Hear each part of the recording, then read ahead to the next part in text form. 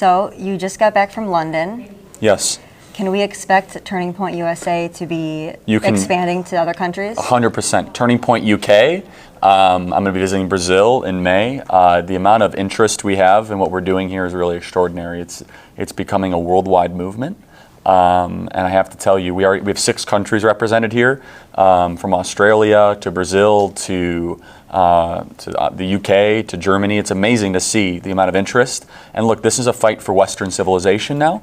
Obviously, America is the most important piece. As America goes, the entire world goes. But we have to understand that our partners and our allies for freedom in other countries are just looking and starving for an organization like Turning Point USA to give them the programming and the platform and the training to be able to fight back against the Marxists and the radical left. So does the messaging change at all? Because I know that the rules are different or the law is different in other countries. Well, we're working through that right now. The message will stay the same, that freedom must be preserved and protected in all countries. The free enterprise system is the most moral, proven, and effective economic system ever discovered, and that the rule of law must be paramount in any sort of civil society, and that Western civilization is the greatest experiment that has occurred ever in the history of humanity. So that will be consistent all throughout every one of the countries that we engage in.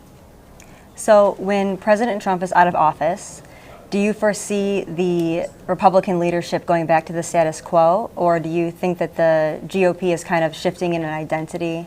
Well, I hope we are now a party that fights. I hope we become a party that understands when we fight, we win. I mean, you just look at what's happening with the border wall. We'll see what happens, I guess, we'll see what happens, what the president always says.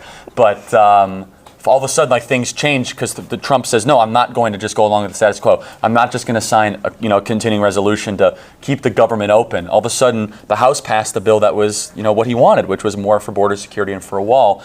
You look at Justice Kavanaugh. If we wouldn't have fought and just kind of relented and dropped his nomination like a lot of people wanted us to, we wouldn't have that Supreme Court justice filled with an honorable Supreme Court justice. So make no mistake that the number one lesson we can learn from the Trump presidency is that when Republicans are allowed to fight, in fact, we have to fight.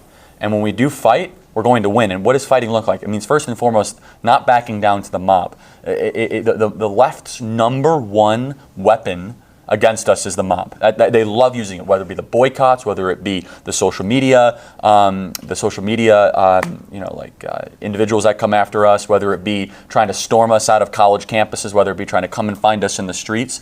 They are a mob, and they like to use the mob to silence us. And it means when you have to stand for truth, no matter how difficult it is. And Trump has done that so heroically time and time again. So on the topic of the left, what is your single most or best advice that you would give to somebody or a student or anyone who wants to engage in a debate? Well, ask questions, be civil. They won't be. Do not engage in ad hominem attack, even if they do. Use humor and wit where possible. But also understand that we're going to have the best data, facts, logic, so on and so forth, and they will immediately try to attack your intentions. And if they say they have good intentions, then there's no way that they can possibly be a leftist, because the leftist wants to destroy America as we know it. Liberals actually might want to preserve America. They just have a different way to interpret it. Leftists want the complete and fundamental destruction of Western civilization in this country.